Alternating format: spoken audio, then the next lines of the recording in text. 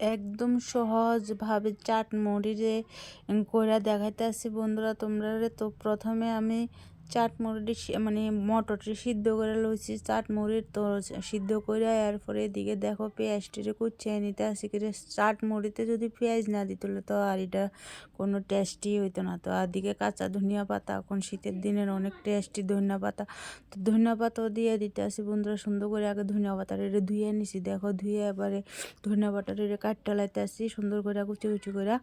তো আমরা সবসময় বটিদা দিয়ে কাটি, কিরে আমরা চাকু টাকু দিয়ে আমরা গ্রামের মানুষ মানে ফাড়ি কাটতে পারি, কিন্তু আমরা তো সবসময় বটি দিয়ে ইউজ করি। তো দেখে ওইদিকে কাঁচা লঙ্কা, লেবু আর শসা মানে ক্ষীরা লুইয়া লুচি। তো দেখো এদিকে মটরটিও সিদ্ধ করে লাইতে আসি কারেন্টের চুলার মধ্যে, দেখো কি সুন্দরভাবে সিদ্ধ করে লাইছি। আর এদিকে ওখানে শসাটিও কাটতে লাইতে আসি সুন্দর করে, শসা বলতে ক্ষীরা। তো শসা আয়া পরে মুখে দিয়া।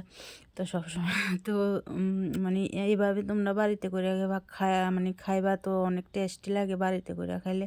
আর বাজার থেকে আইনা খাইলেও টেস্টি লাগে, কিন্তু মানে বাড়ির করার খাওয়াটা অনেক মজা।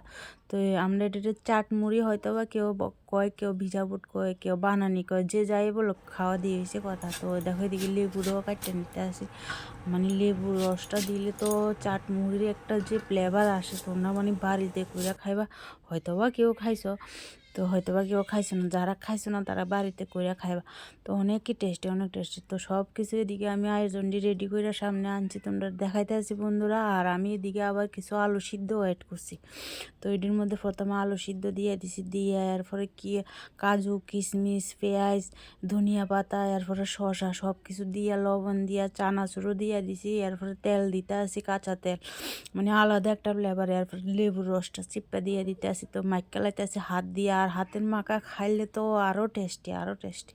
দেখো ভালো করে এটি মিক্সড করে লাইছি। এরপরে ভুজিয়া দিয়ে দিছি, ভুজিয়া দিয়ে এরপরে উপরে আবার ধনিয়া পাতা দিতে আসি। তো এভাবে তোমরা করে খাইবা। আর কেমন হচ্ছে কমেন্টে জানাইবা। আর আরও নতুন নতুন তোমরা মানে ভিডিও দিব, রান্নার ভিডিও।